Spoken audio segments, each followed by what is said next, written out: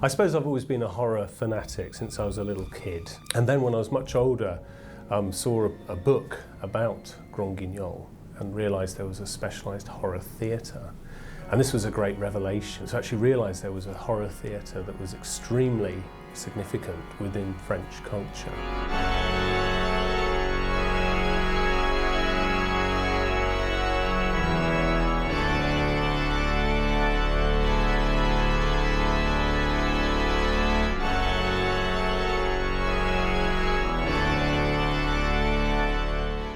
The Theatrical du Grahn Guignol, the Grahn Guignol Theatre, opened in Paris in 1897.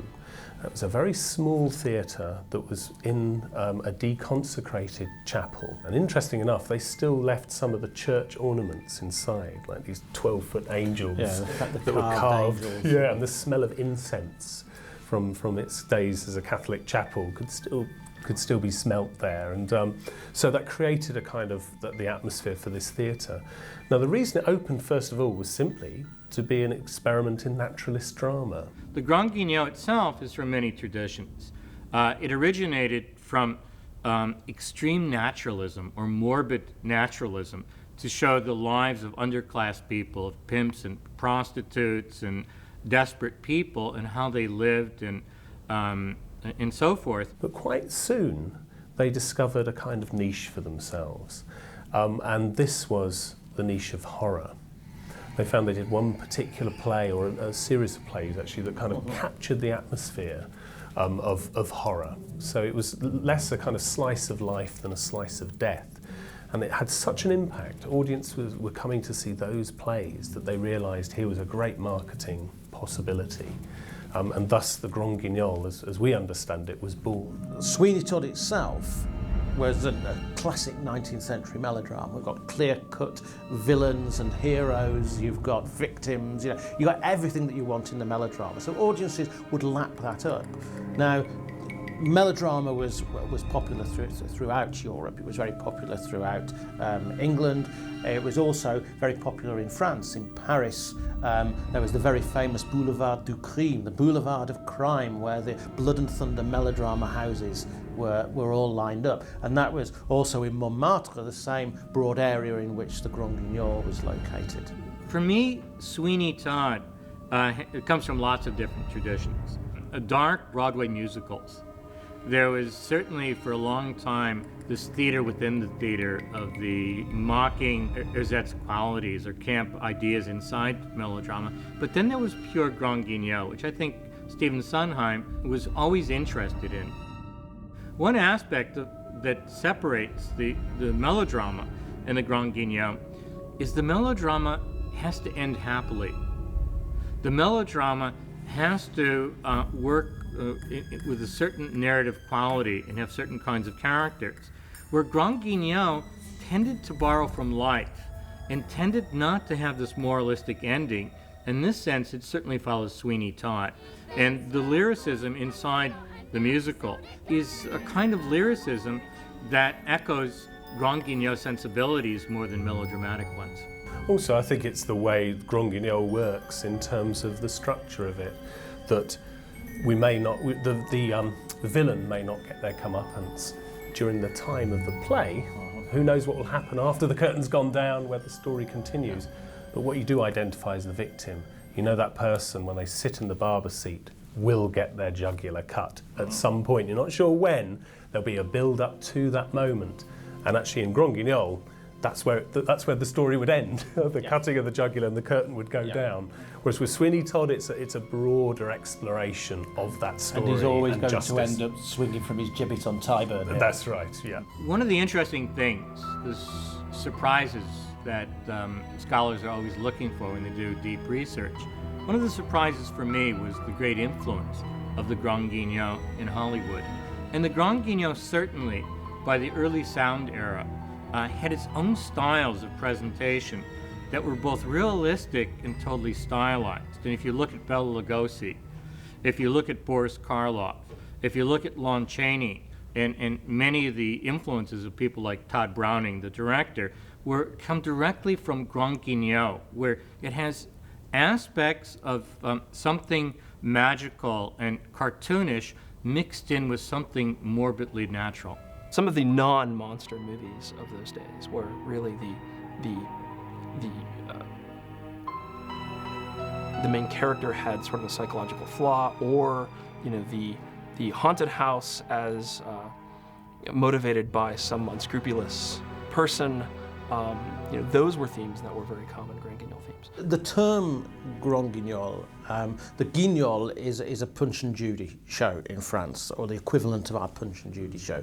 So a Grahn Guignol is literally Punch and Judy for adults. Now what they were saying by that is not that you're going to go and see a puppet show, but this is in line with the kind of radical naturalism that informed the opening of the Grahn Guignol, was the idea of humans being manipulated within society. So it was a kind of a radical experiment. It was a theater that was based on taboos, which is what art is really about. What happens when you violate a taboo?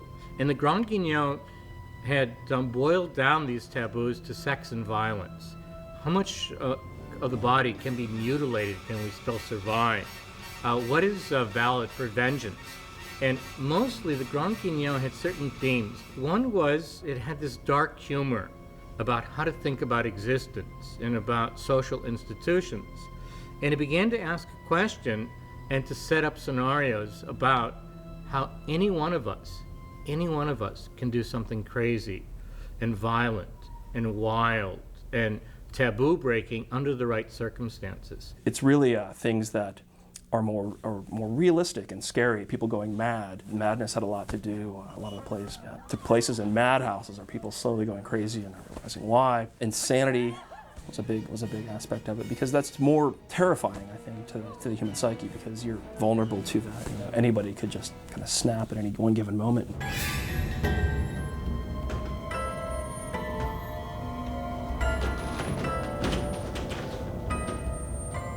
The hair of the shop assistant. The eyes. Don't touch her! The heart. Murdered the gal. The shows alternate between terror plays and comedies. The terror plays being like cold showers, they would call them, and the sex farces, hot showers. So the combination was called the douche écossais, or the Scottish shower, this kind of roller coaster of dread and terror and pure titillation. All I know that is in exchange for your lovely little body, my dear, our friend Brockau will continue to enrich my gallery of curiosity. Bastard! What? Tonight we're performing Shocktoberfest 2007, Maker of Monsters.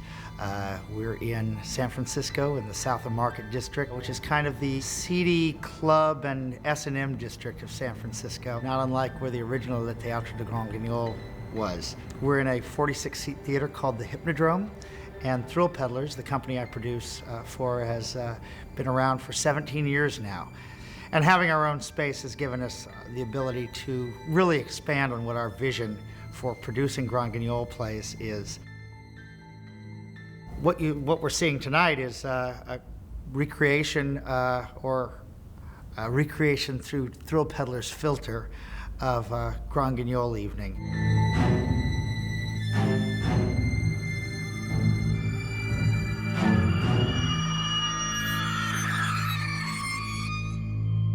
Most people who like to see recreations or revivals are of a certain type, but here, coming into the small theater, the Grahn Guignol, they were interested in this liveliness of sex and violence, the way the original Grahn Guignolers were in Paris.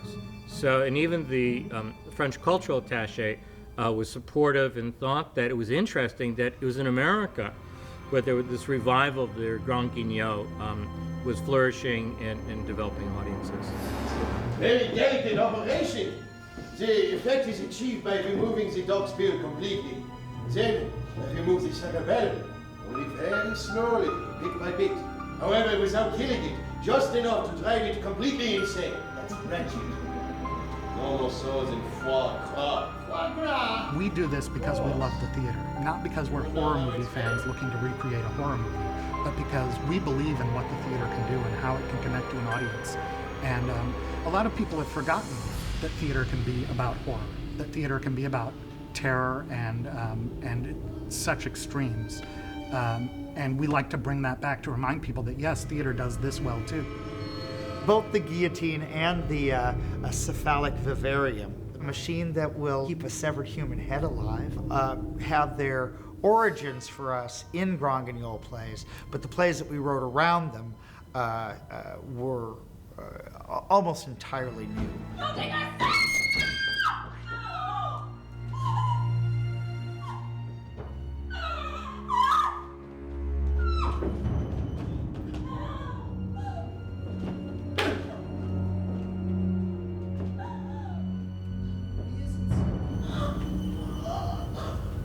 Grahn Geen-yol's hallmark certainly is the blood and gore, but it's just a fraction of what goes on stage during an evening of Grahn Geen-yol. To experience it with real live actors and real effects that seem eerily real, that your brain keeps telling you that no, it's fake blood, it's a fake eyeball, it's a fake earlobe, the hand is not really being sawed off, but another part of your brain is saying it could be real.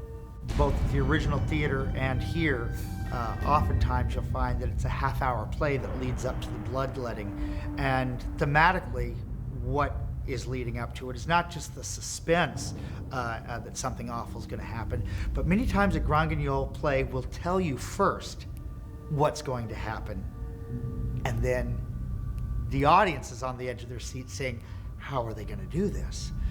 So there's a play that we've done several times. It was called The Old Women rather, when they did it in London first, and it was translates to A Crime in the Madhouse. There's a scene in Crime in the Madhouse where there's a sane woman who has to spend one more night in a mental asylum, and it's Christmas and everyone is ignoring her and the staff, where the three crazy women decide that she has a cuckoo behind her beautiful eyes. And they want to release the cuckoos. So one of the women takes a fork, breaks into her room, and jabs the fork into her eye socket and scoops out her eye. What you get in the French version that you don't get in the English version is once the madwomen discover that no cuckoo bird has flown out of Louise's head, which was the ploy for gouging out this poor girl's eyes, the two old women turn on one eye and they bash her head against a cast iron stove and kill her. And that's a good effect too, because they burn her face real good first. My great-grandfather, Charles Nanon, was the last director of the Grahn Guignol Theater in Paris. He was the director up until 1962 when it finally closed down. He was a director twice for a total of, I believe, 26 years. My grandmother has remarked, as I was growing up, multiple times, that growing up in that theater and in the environment, my great-grandfather would have red stage blood caked under his fingernails almost all the time. He was renowned for mixing 7 different shades of blood. Different types of wounds called for different types of blood, and he was very adamant about that. And to my knowledge, he never gave out his recipe for blood to anyone. That was the big stage secret. It was very visceral at the time, everything from eyes being gouged out, and them using actually real cow eyes or pig eyes or glass eyes, to heads being removed, all sorts of torture, things to really make people, squirm. No trip to Paris was ever complete without a visit to the Grahn Guignol. You had a curious sort of mixture of audiences. You had the regular people who lived around Montmartre in the seedy red light district who kind of claimed the Grahn Guignol as their own. But you also got visiting dignitaries and businessmen, even royalty, attending the Grahn Guignol as well. So it was quite a mixed audience that were coming into this, what was the smallest theatre in Paris. An evening at the Grahn Guignol doesn't start at the theatre. An evening at the Grahn Guignol starts at least as you emerge from the metro station at Pigalle. It's the nearest metro station to the bright lights of the red light district. You then have about a half-mile walk down a quiet street that is lined by much quieter, seedier strip joints and brothels until you finally arrive at the theatre. And the small alleyway at the end, which the theatre was, kind of emerges on you all of a sudden. And it's suddenly it's a very quiet area. So you go from the big bright lights and noise of the central red light district Place de Pigalle, right the way to a very quiet, eerie, dark corner of the district. And also, it's not the kind of place you stumble across. You go there with a purpose. And when you turn that corner down that little cobblestoned alleyway, you know where you are, you know what you're going to see. The auditorium itself is a small auditorium. More importantly than that, it was an intimate auditorium. It was wider than it was longer, so no matter where you were pretty much close to the stage. In fact, there was an old joke that if you sat on the front row, you could shake hands with the actors on stage. But what it also had was what were called les boîtes grillées, which were the sort of boxes, private boxes at the back of the theatre, where you could take your young lady to have a private viewing of the play, undisturbed by other audience members, and it was the last theatre in Paris to retain these particular boxes. So it was quite a special theatre, and of course, as Richard mentioned earlier, the auditorium had carved angels from its old days as a chapel, still there to add to the spookiness and the atmosphere of the place.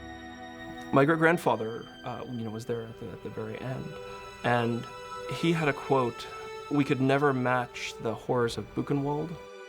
At the time, post-World War II, Paris, people weren't really in the mindset to go see, people being eviscerated on stage. What is clear is that the Grahn Guignol didn't just close in 1962. It had been in decline for a good 17 years before that, and it lasted as long as it did. The Grahn Guignol very definitely happened to the interwar period, and before that to the Belle Epoque. It no longer had a place in the modern post-war world. It was just out of step with the times.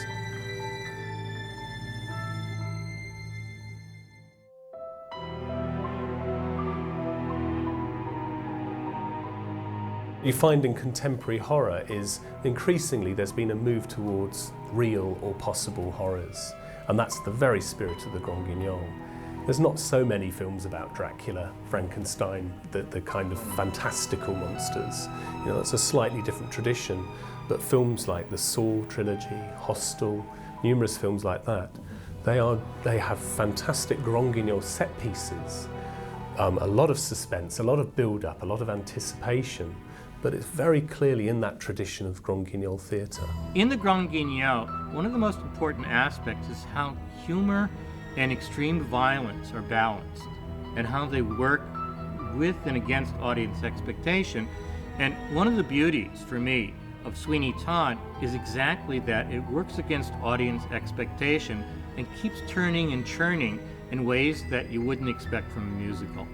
I think also the other important thing with Sweeney Todd in relation to Grahn Guignol is that mixture of horror and laughter. There's moments of real thrills, jumps, those moments, those gruesome moments, but there's also delightful moments of humour, maybe very dark humour, very sardonic humour, but it's humour nonetheless.